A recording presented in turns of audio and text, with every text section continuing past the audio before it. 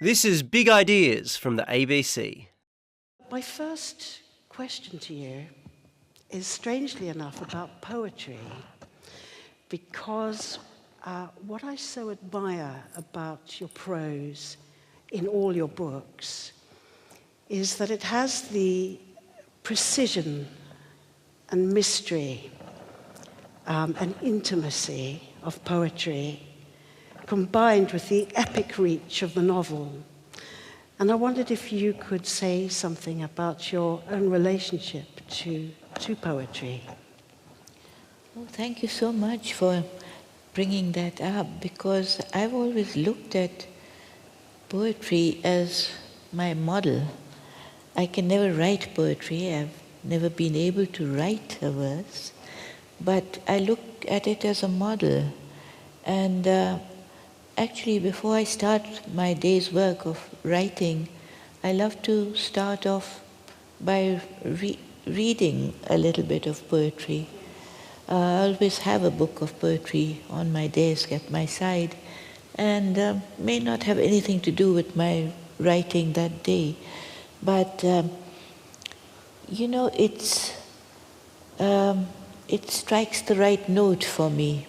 It's like a musician really having to pluck that right note before he can start playing.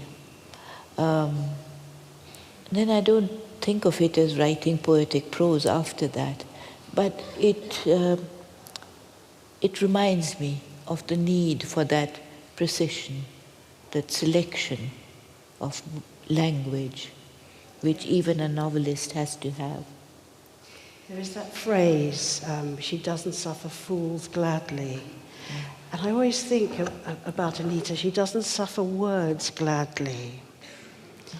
They're always there to do something. Anita and I met 23 years ago for 1 hour in Cambridge. Anita was a fellow at Girton College, and she was a well-established writer. I think Cold Light of Day had already been shortlisted for the Booker. You had 13 novels behind you. I was a fellow at Trinity College at the start of my career, and I was so awed when I met Anita Desai in the house of our mutual friend Elizabeth Wright, who we called Lizzie. And I don't know whether you remember, Lizzie was German, Jewish, she was a refugee. She'd baked a poppy seed cake. Yes. The real thing with a hole in the middle. Right. And I was so tongue-tied. I couldn't ask Anita what she was writing at the time. So, what were you writing when you were a fellow at Girton College? Actually, now that you remind me of Lizzie's German past and the poppy seed cake, I remember what I was writing. It was Baumgartner's Bombay, and it was an exploration of the German part of my heritage. So that evening, in a way, fitted into what I was involved with at the moment. There you go. You yes. have to ask 23 years later. I couldn't have answered that earlier either. I just thought of it at this very minute. Yes. So you had a Bengali father, Yes. German mother. So can I ask, what were the languages you spoke at home? Well, because of my German mother, the very first language I heard or spoke was certainly German. Yeah. But at the same time, everyone around me, friends, neighbors, they all spoke Hindi, or a mix of Hindi and Urdu, the two languages that were spoken in Old Delhi at that time. And so that came naturally too. And of course I was aware of my father's Bengali language, which we didn't hear very much of in Delhi, which was so far from his own home in Bengal. But there were all these languages around, and it was in a way very convenient. You always just snatched at the word, the language which was most appropriate to the occasion. And I shamefully still find myself doing that all the time. Never have learned to speak one language in any pure, correct form. You've always written in English, and you've described English as your literary language.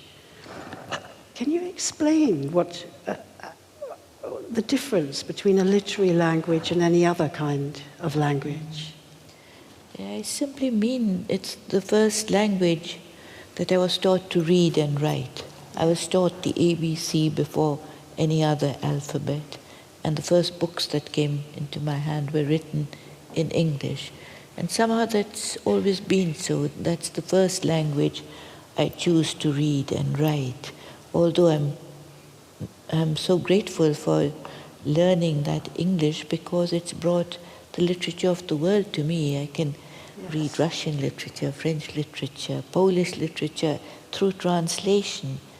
But that's been the key to the literary world to me, for me. Yes.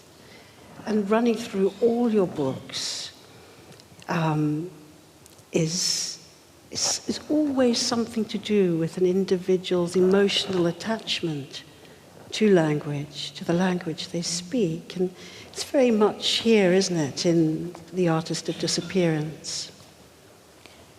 Well, at the time that I was growing up,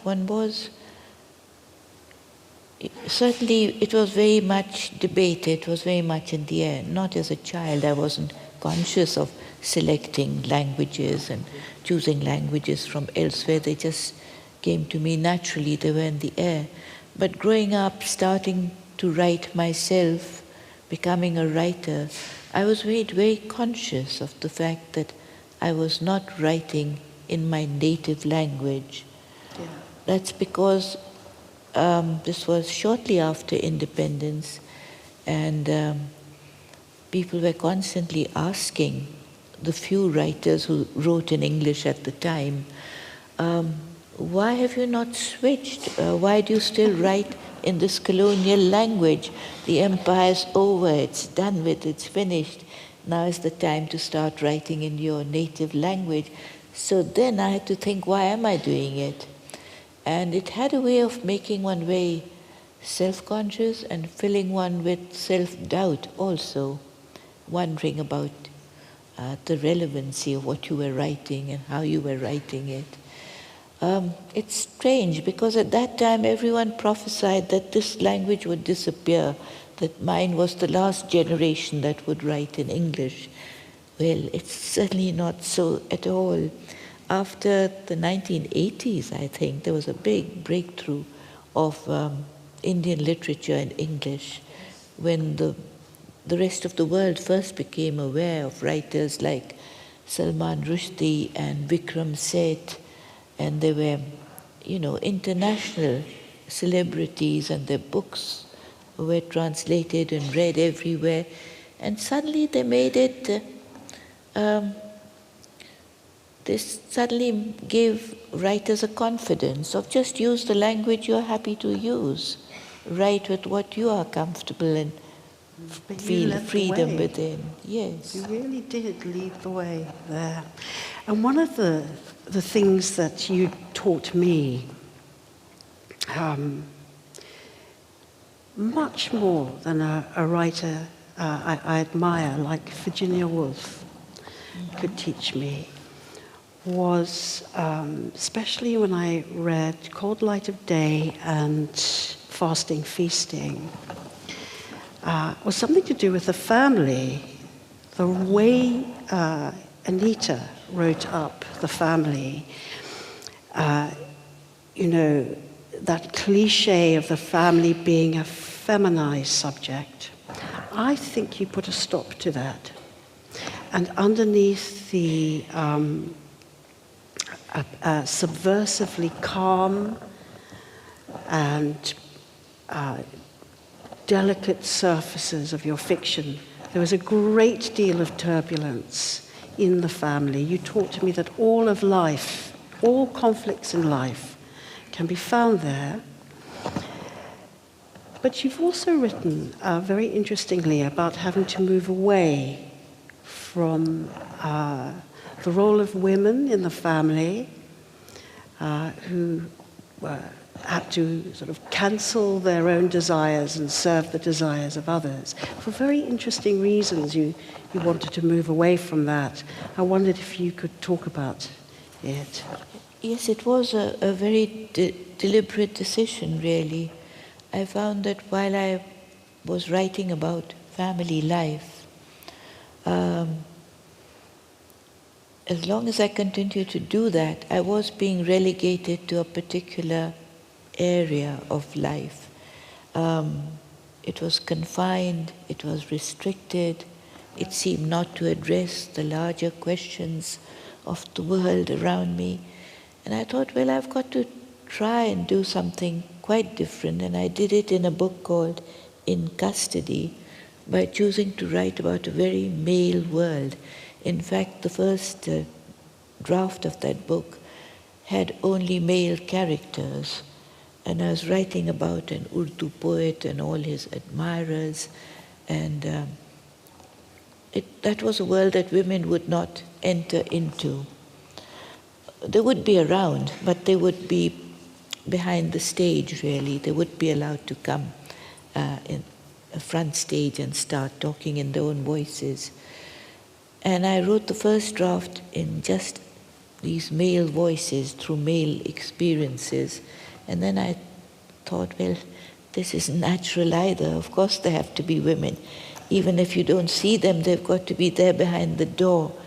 And if you listen, you'll hear them shrieking and banging on the door and being extremely bad-tempered and nasty. And then I asked myself, why are all the women characters so awful? Why are they so nasty? And I told myself, well, that's what you are. If you're always being suppressed, ignored, yes, then you will start shouting and banging on the door. So that book wasn't, for me, a sort of a break into another area which I hadn't felt very comfortable to begin with, but then got more and more so. I think the next book I wrote was Baumgartner's Bombay, in which the central character was a man. Yes. And I had him play out his history on a larger stage. But I still go back to that old world, which I'm still the most familiar with, which is the woman's world. In the Artist of Disappearance, we don't so much have family. We have three quite solitary characters at the heart of each of the novellas. For those of you who haven't yet read it, I have to say that I don't think storytelling gets more skilled than this. Anita gives the human subject space to breathe, to think, to lament, to weigh up, to wish, to question, to remember, and perhaps to invent memories too. And set in modern India, you move us out of the cities, into the mountains in the title story, and then into quite dusty, desolate places. Would you talk a little bit about place in The Artist of Disappearance? Well, to tell the truth, place is always where I've started any work with. It's always place which starts me thinking, how do I populate the space? Who would I meet over here? How would they live over here? And that's how the story grows. But at the root is the place from which they come. They would be different if they didn't belong right there. And so each of these stories is placed in a very specific area. I asked Anita whether she would mind reading from the middle novella, Translator Translated. And here we go. Maybe you could introduce the story. Well, this is a question that's intrigued me over the years, really, over the decades, is one of translation. Perhaps it's to do with having more than one language at one's hand, which has made me aware of why do you choose this particular language to say this, and that language to say something else. And each language has a spirit of its own too. Just like place has, so does a language really. Certain emotions, experiences can be best put into one language rather than the other. And the central novella here, which is called Translator Translated, has very much to do with that matter of translation.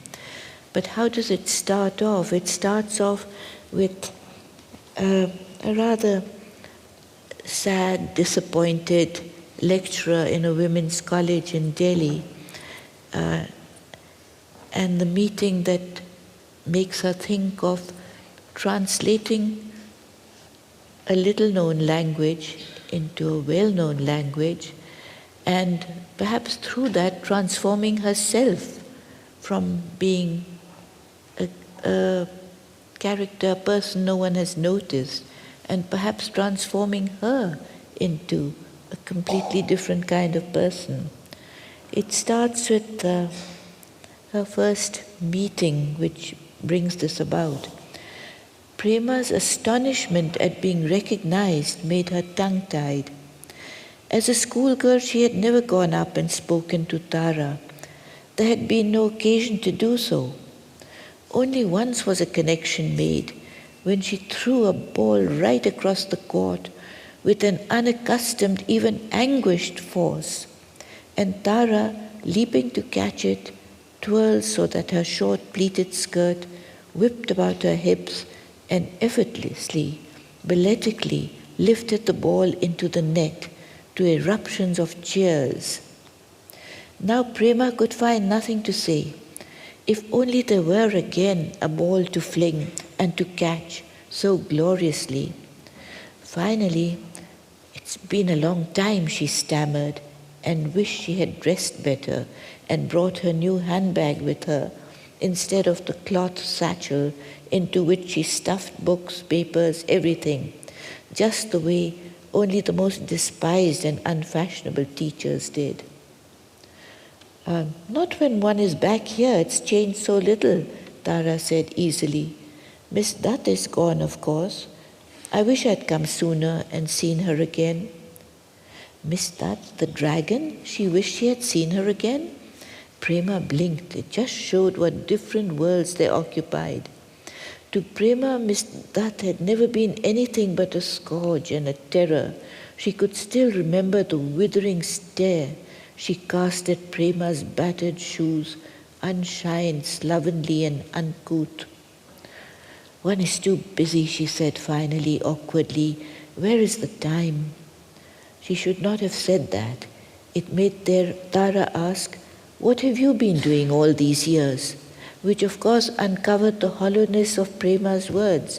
What had she been doing that she could talk of, compared with Tara's achievements, of which everyone knew? Prema had kept herself informed of Tara's career.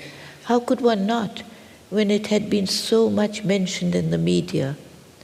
One of the first interns to be taken on by a national paper, later a contributor to an international magazine, especially popular in their part of the world, eventually with her own syndicated column.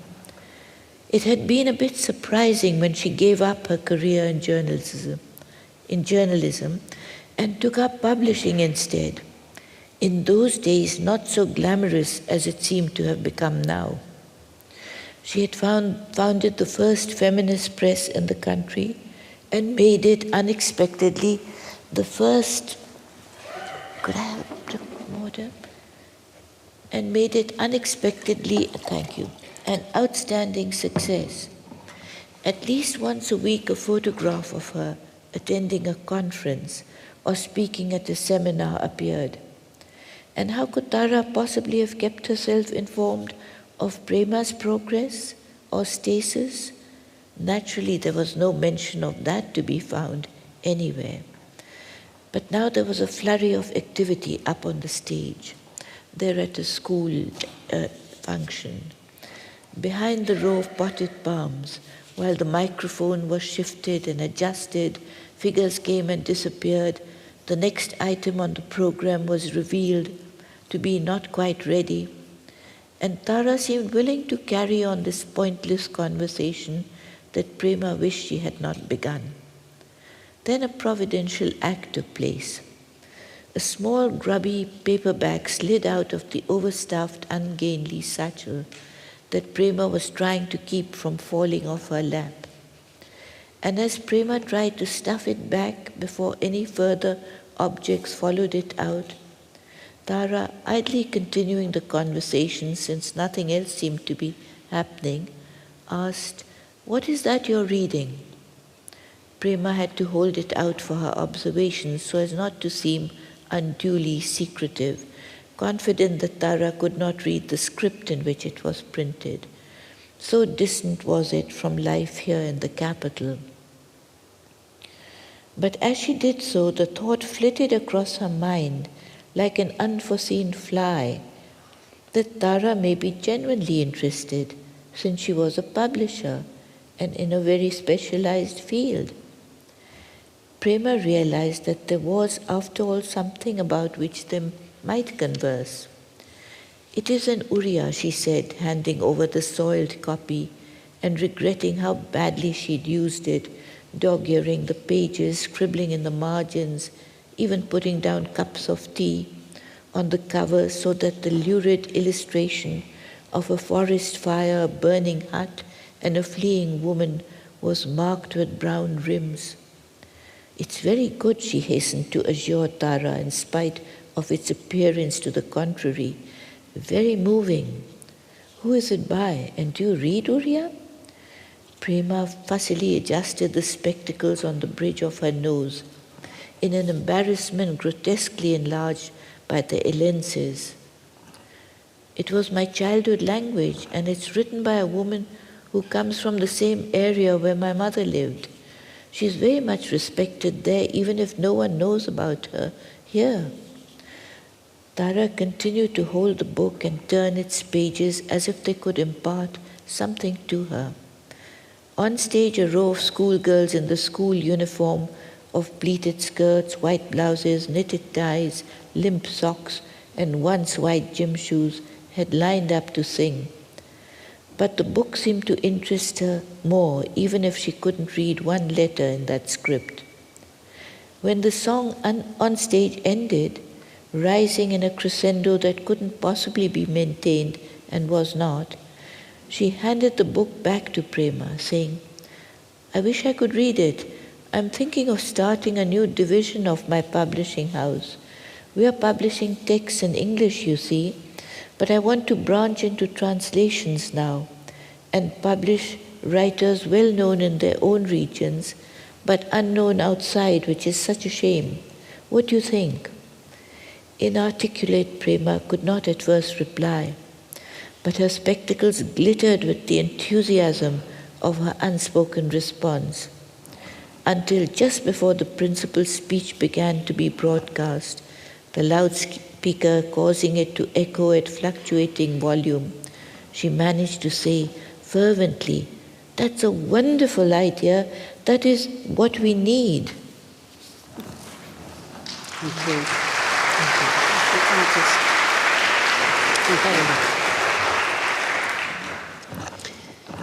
Tara is a fashionable feminist publisher. She wears minimalist saris. Her office is a shiny new high-rise.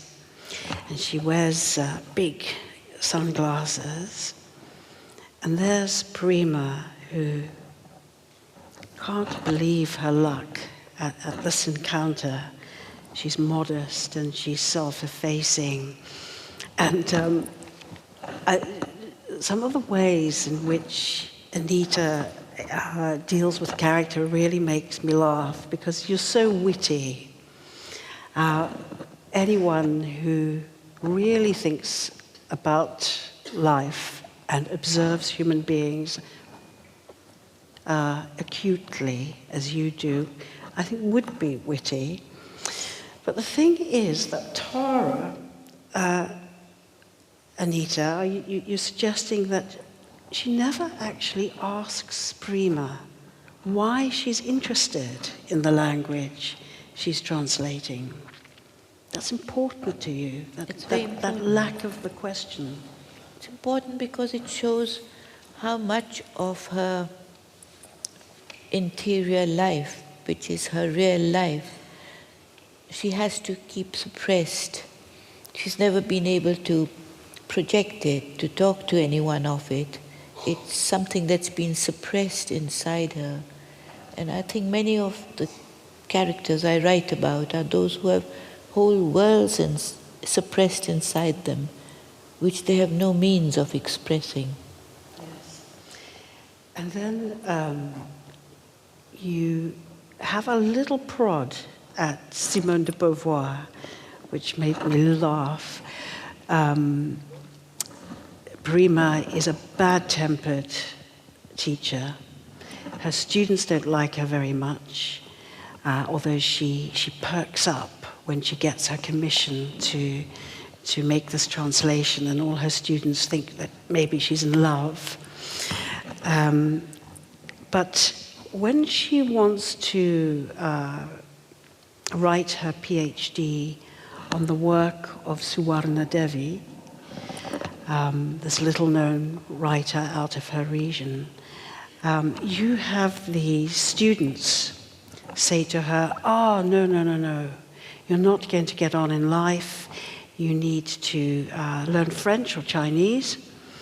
And if you don't read Simone de Beauvoir, you're nothing. And it's as if you're suggesting that the concerns of the French chignoned one are really very out of place in this dusty village. Would you say something there?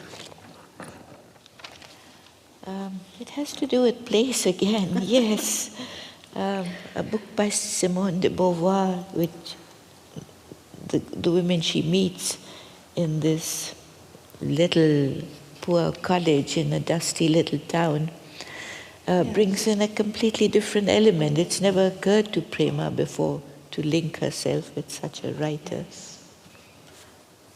So, and later you have her say to Tara, well, if I translate her, she will be almost as well known as Simone de Beauvoir. Made me laugh a lot.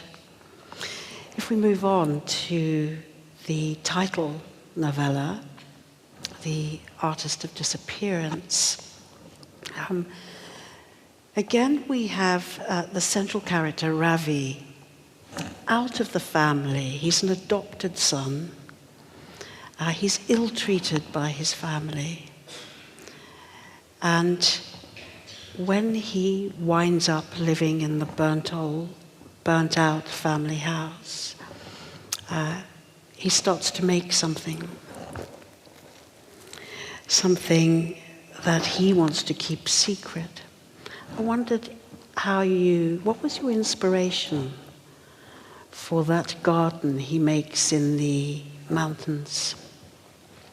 well, as in all books, so many different elements come together from different parts of one's life, and one's quite surprised oneself how they suddenly are like pieces of a jigsaw puzzle that have been lying scattered, and then suddenly you see, but they do fit together. So, well, the little town up in the mountains that the story is set in actually is the place where I was born, in the Himalayan mountains, and as children we used to roam around all over the mountains and come across odd things like this burnt house, which nobody knew much about it, had been burnt long ago. No one remembered who'd lived there or how it had been burnt down. That leaves room for your imagination, doesn't it? When one doesn't know the facts, when one has to imagine them. That's how fiction begins, I suppose. But there was actually, in a completely different part of India, a very strange man who was actually a builder of roads, a road engineer, I suppose you would call him. And then it came to people's notice that this road engineer had been spiriting away all these leftover bits from his projects and carting them off to an unknown destination that people stumbled upon. And he was creating sculptures out of, all these bits of metal and steel and glass and things that he built up. And he became extremely famous, It became a place that everyone visits when they go to Chandigarh. The government gave him a plot of land where he could put up his sculpture. He became extremely famous, unlike my character. You have him disappear. Yes. When a film crew from the city arrive and they glimpse this garden, Ravi hides. And he starts to make a smaller garden inside a matchbox. So it's almost as if you're saying there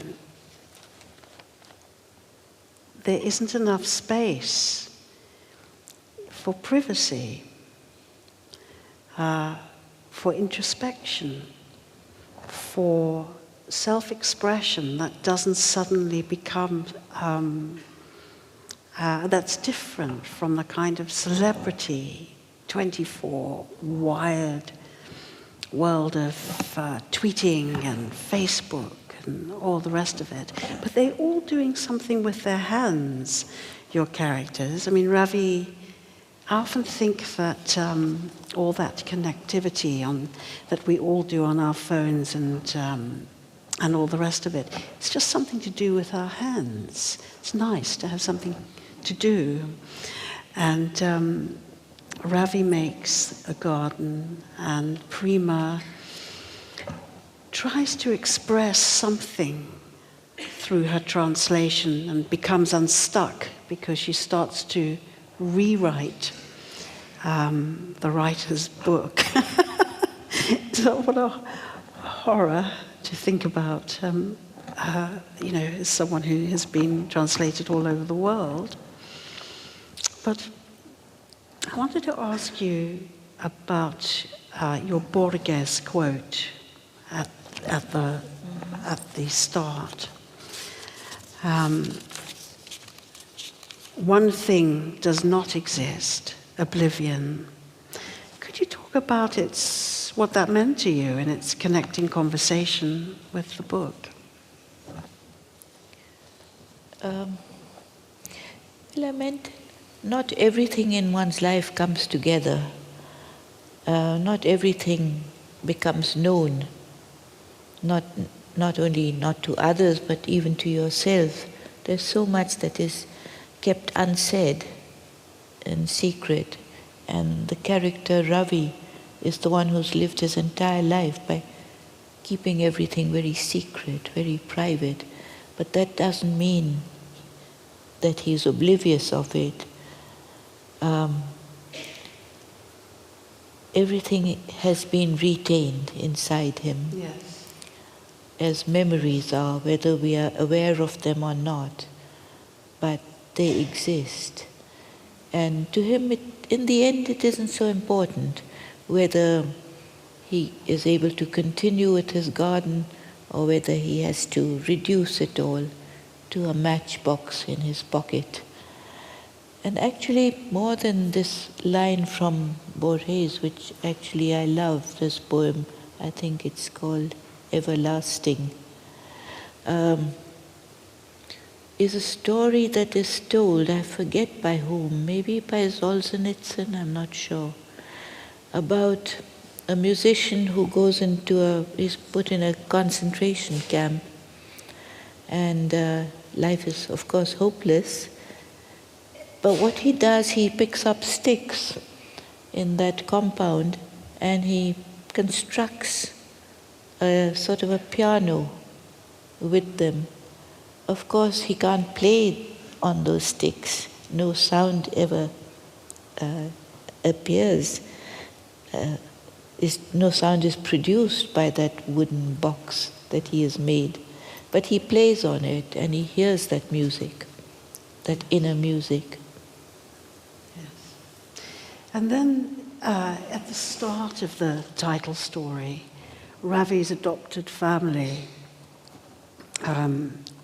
middle-class Indians, who treat him shockingly. They go off on holidays without him, they exclude him. But there's this one moment where Ravi's father, who likes dancing, he's quite an outgoing man, unlike his adopted son, and they go to a club and he dances with the wife of an Englishman. And then in short, precise sentences, you show something about how it is to live in the long shadow of colonialism. Because this English officer comes out into the car park and he's got a truncheon and he just starts to beat Ravi's father about the head. It's just an unforgettable, very short paragraph. I don't know what to ask you about that, except to say it is a shocking, brilliant moment in this very quiet story. Well, I used that incident to show Ravi's father, who's quite a dapper little man and loves to dance and loves to go to parties, how at that moment his spirit is broken. Yes. And it's set during the war, when there was a large military presence, of course, in India. And that is the time when Ravi's father realizes that this society that he was aspiring to and thought he belonged to, in fact, actually rejected him, did not think he had any reason to be part of it at all. And that officer, who's of course at a party rather drunk and can't bear the sight of his wife dancing with this native. And just felt entitled to do whatever he liked. Anita, I've got my timepiece here. I can't believe it's 6:45. And we haven't even begun to discuss the first story, which is good, because all the more reason to buy The Artist of Disappearance. Before we hand over to the floor, I just wanted to end our conversation with a quote from the writer and critic Claire Massoud in the New York Review of Books. She says this of The Artist of Disappearance: Desai is a writer of great subtleties, whose novels, and in this case novellas, are replete not only with evocative descriptions and elegant syntax, but with complex emotion and profundity, of which may demand a close or second reading. That is to say, Desai is only a quiet writer if you aren't properly listening. So if we could have the lights up and take questions from the floor. We have about 15 minutes. So we have a question over here. If you wouldn't mind going, there's a microphone just behind you. It says microphone 1. Okay. I'm intrigued as to where Ravi came from in your consciousness. Or how did he come forth to you? Because it would seem to me that he's the sort of person that was quite very, very different to you and would have had a very, very different upbringing to you. It wouldn't have been part of the way you were brought up, but you conceived him, and I'm wondering where it came from. Actually, I think writers put something of themselves into every character they're writing about, whether it's Prema, this failed translator, or whether it's Ravi, who is building this garden that he wants no one to see, he wants no one to enter. I think a writer puts a bit of themselves into it, every one of those characters. We are fragmented characters ourselves, I think. Yes. Another question from the floor there. I was just wondering, when you started to write the 3 novellas, did you have a plan to put them all in a book together, or did they come from different places and then you decided that they would fit together? I really had no plan and no overarching theme at all. They just happened to belong to a certain time in my life when I felt these are the 3 stories I want to write. And I did write them very quickly. Unlike my novels, I wrote them very fast, very quickly. I think I'd been waiting for the right time when I could finally sit down and write them. And it's really that time which links them rather than anything else in my mind. Though I'm always amazed at what writers see in the stories, not always what I managed to see. I got the feeling you really enjoyed writing these novellas. Yes. Am I right? I did. A novel is such a different thing, and mostly I write novels. I think of myself as a novelist. And they go on, and they require so much constantly renewed energy and stamina, because you can write certain parts of a novel with energy and other parts you fail to find that. And it requires a lot of strength and stamina. But these short novellas seemed to me perfect. I could say just what I wanted to say, and I was not going to be drawn into stretching them out. There's a question over here. When you write about these characters and when you write about their sense of alienation and displacement, how much do you get involved? You said part of you gets involved, but do you get involved with their highs and their lows, and how much of you gets involved with them? Do you get pulled down when these characters go down? And which is your favorite character of all the ones you've written? That I really want to know. Well, yes, of course one lives with one's characters while one is writing about them. You have to carry that world inside you, which is separate from the world you're actually living in and moving around in.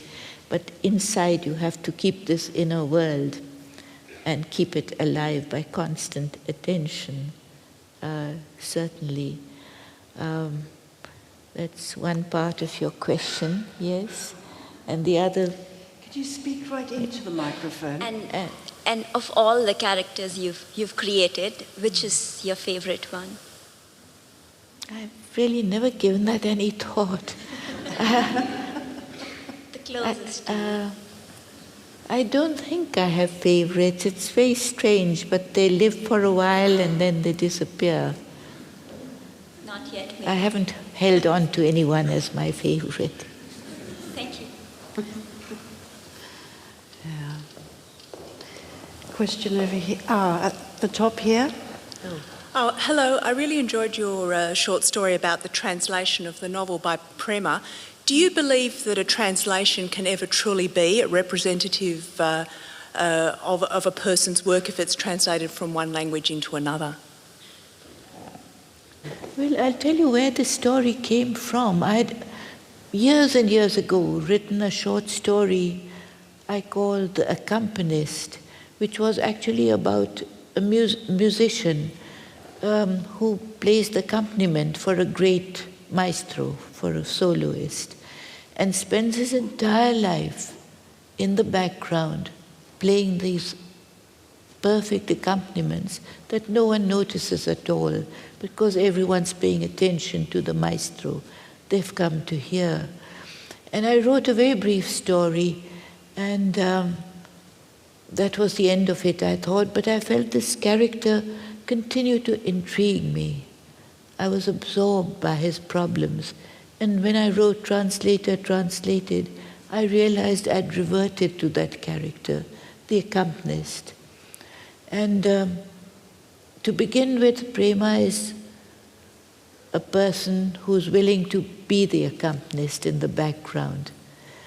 But her work on the translation transforms her. It gives her confidence in her ability to write, perhaps write on her own. So she takes a step too far and starts to rewrite the book, cease to be that faithful translator that all writers hope to have. But why should one? Why should one? Of course, as I said, a language has its own spirit.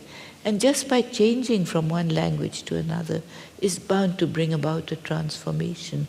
So that's something that keeps writers very fascinated too.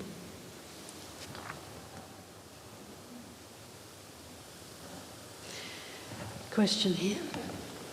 My question is whether a writer, whether they are exiled or self-exiled in their own country, whether there is any dynamics in their mind to isolate themselves from the society to reflect what they write, even either as a writer or a novelist or a writer in short stories or whatever. If I understand you rightly, I think you're talking of the problem a writer has, a kind of paradox. Your own world is an interior world, and yet you're putting your work out for the public. Eventually the public is going to look at it, read it, interpret it. And it's this difficult balancing act that we have to keep performing between that private self, without which the word would really have no meaning, and the public. And it's difficult for a writer because by habit we are observers, not participants.